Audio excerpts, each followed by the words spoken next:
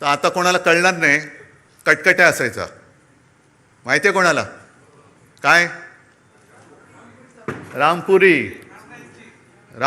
आणि ते हे आमचा टाईमपास तोच. आम्ही शाळेतली मुलं सगळे लालबाग परळ, तेव्हा परेल नव्हतं, परळ होतं, शिवसैनिक यायचे आणि तेच सुरक्षा कवच. आणि कुठून कुठून दुसरीकडनं पण सगळे शिवसैनिक यायचे. आणि मग प्रत्येक जण दाखवायचा, बघा माझा 8 काट्याचा आहे. म्हणजे त्याला टक टक टक टक टक 8 आवाज यायचा, 11 काट्याचा, असे सगळे ते होतं. आणि ते बघत बघत आम्ही लहानाचे मोठे झालो. तेव्हाच्या सगळ्या मारामाऱ्या, एकतर म्हणजे म्हणतात ना, एक तू तरी राहशील तरी नाही तर मी तर राहीन, तशा त्या मारामाऱ्या व्हायच्या. गँग वॉर, हे तसं गँग वॉर आत्ता जसं मध्ये झालं होतं तसं गँग वॉर नाही. वाड्यांची फाईट, सोडा वॉटरच्या बाटल्या, दगडफेक वगैरे सगळं तिथून बघत बघत बघत आता जे सुरू झालंय ते सगळं काय त्याला म्हणतात, ट्रोलिंग. म्हणजे घर बसल्या शिव्या द्यायचं. पण या सगळ्याला मला एक सांगायचं आहे की मातोश्रीवरती जे जळतायत, ठाकरे कुटुंबियांवरती जे जळतायत, त्यांना ठाकरे कुटुंबानी काय काय भोगलंय, काय काय सोसलंय याची जरा तरी माहिती आहे का, कल्पना आहे का?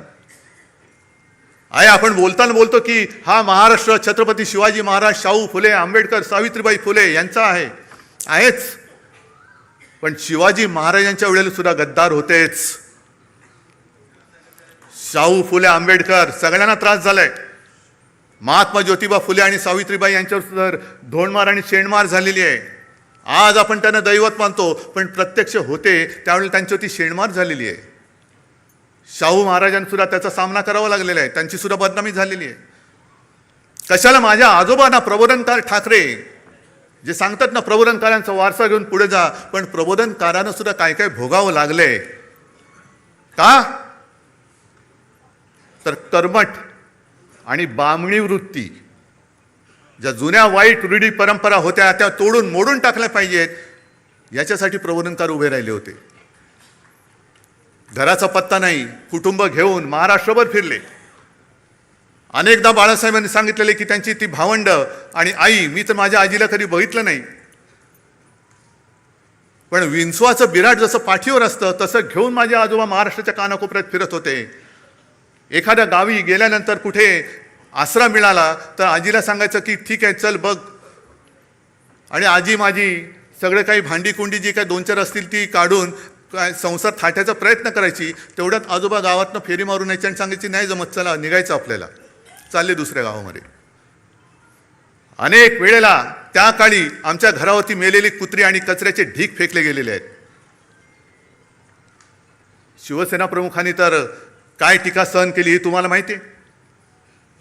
आज माझ्यावर टीका होते, माझ्या पत्नीवरती टीका होते, आदित्यवरती घाणेरडे आरोप होत आहेत, तेजसवरती होत आहेत. का? तर एका क्षणी ज्या वेळेला भाजपने दगा दिला तेव्हा मला जबाबदारी स्वीकारावी लागली मुख्यमंत्री पदाची, म्हणून हा जळफळाट झाला. तुम्ही नाही, तुम्ही मातोश्रीने फक्त वाढायचं काम करायचं, जेवायचं काम ते करणार. जे काय मिळेल, मंत्री मीच झालो पाहिजे, मुख्यमंत्री मीच झालो पाहिजे, माझं ड्युटा कार्ट खासदार झालं पाहिजे, मंत्री झालं पाहिजे, मातोश्रीने भोगायचा मातोश्रीला अधिकार नाही. नाहीच आहे, आम्हाला नको आहे काही. पण सोसायचं किती? उद्धवजींचं ठीक आहे, पण आदित्यने फिरायला पाहिजे. अरे पण जेव्हा जेव्हा आमच्या कुटुंबावरती हल्ले झाले, कोणाचे असे शाब्दिक किंवा काही आरोप केल्यानंतर यापैकी, या गदड्यांपैकी एक तरी छातीची ढाल करून आमच्यासमोर उभा राहिला होता त्यांच्या वार झाल्याला. आज जी काही गद्दारी झालेली आहे, मी त्या वॉर्डातल्या तमाम मतदारांची आज जाहीर माफी मागतोय. कारण त्या सगळ्या मतदारांनी अगदी मोदींची लाट असताना त्यांच्या विरोधात माझ्यावरती, बाळासाहेबांवरती विश्वास ठेवून यांना निवडून दिलं होतं.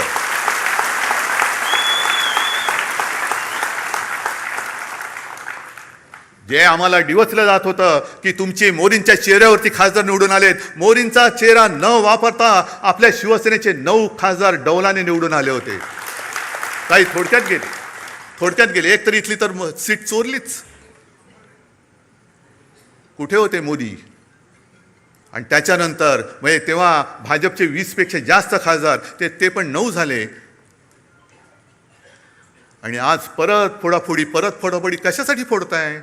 काय मिळवायचंय काय तुम्हाला? म्हणजे सत्ता पिपासू किती व्हायचं? सरदार वल्लभभाई पटेलांनी मराठवाड्यामध्ये पोलीस कारवाई केली, ती का केली होती? रजाकारांना घालवण्यासाठी आणि तो प्रांत आपल्या देशात आणण्यासाठी म्हणून पोलीस कारवाई केली होती. आणि यांनी काय केलं? 2-2.5 लाख सीमा सुरक्षा दल घुसवलं. कुठे घुसवलं? बंगालमध्ये एका महिलेला हरवण्यासाठी निवडणूक आणि स्वतःचा पक्ष जिंकण्यासाठी देशाचं सुरक्षा दल तुम्ही वापरता. कोणालाच काय वाटत नाही. ममता बघा कशा लढतायत. काय होतंय? हारल्यानंतर किती देशामध्ये प्रतिक्रिया उमटली. 2.25-2.5 लाख फौज जर तुम्ही निवडणूक जिंकण्यासाठी वापरत असाल, स्वतःच्या पक्षासाठी वापरत असाल, तर मणिपूरमध्ये का नाही घुसवत? अजून 12 वर्ष होऊन गेली. पाकव्याप्त काश्मीरमध्ये अजून का नाही घुसवली? चला उद्या घुसवा. शिवसेना तुम्हाला जाहीर पाठिंबा देते. देशाचा हिताचा निर्णय घ्या ना तुम्ही.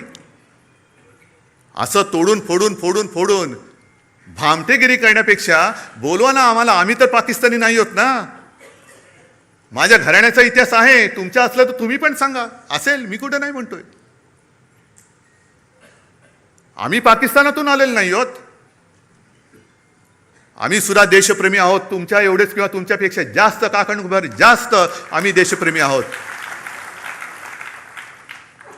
आणि आज जे आपल्याला विरोध करतायत हे तेच आहेत ज्यांनी शिवसेना प्रमुखांना विरोध केला. पण तेव्हा शिवसेना प्रमुखांची गरज होती त्यांना. माझ्या आजोबांना विरोध करणारे हे गोमूत्रधारी जे होते त्या प्रवृत्त्या परत बोकाळलेल्या आहेत. हो, मी त्यांना गोमूत्रधारीच म्हणतो. हे हिंदुत्व नाहीये, हे भोंदुत्व आहे. आमचं हिंदुत्व हे शेंडी जाणवाचं नाहीये. आमचं हिंदुत्व हे राष्ट्रीयत्व आहे. आमचं हिंदुत्व हे राष्ट्रीयत्व आहे. आणि हिंदूंमध्ये, आणि आज मला खरंच एका गोष्टीचा अभिमान वाटला की येताना परत आपले ते सगळे तेजस्वी भगवे झेंडे मला दिसले. कारण मी मागेच सांगितलंय, मशाल वेगळी ठेवा आणि भगवा वेगळा ठेवा. छत्रपतींचा भगवा होय, वारकऱ्यांचा भगवा, हिंदूंचा भगवा, महाराष्ट्र धर्माचा भगवा, त्याच्यावरती दुसरं कोणतेही चित्र नकोय. आणि जो भगव्यामध्ये भेद करतो तो अस्सल हिंदू असूच शकत नाही. त्याच्या रक्तामध्ये ही गद्दारांची, बेईमानीची, अवलादीचं, भेसळीचं रक्त आहे. भेसळयुक्त रक्त हे भगवा हातात घेऊ शकत नाही, घेता कामा नये. आज शिवसेना 60 वर्षाची झाल्यानंतर पुढे काय करणार? ज्या पद्धतीने आजच्या देशाचं राजकारण चालू आहे हे बघितल्यानंतर जनतेचा लोकशाहीवरचा विश्वास आता उडत चाललेला आहे.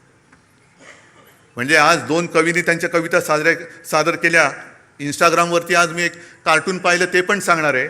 आणि एका कवीची एक कविता ती पण आत्ता मला आठवली. आपण काय म्हणतो? मशालीसमोरचं बटन दाबा, आम्हाला मत मिळेल. काँग्रेस काय म्हणतं? हातासमोरचं बटन दाबा, आम्हाला मत मिळेल.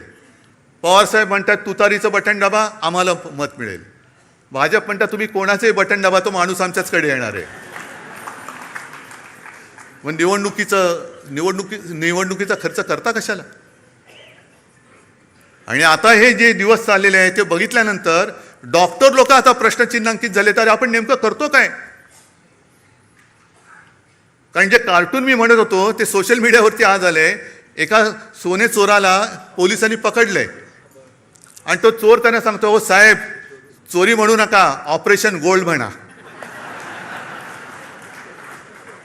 त्याशिवाय डॉक्टर आता गोंधळलेत की आपण चोरी करतोय की ऑपरेशन करतोय.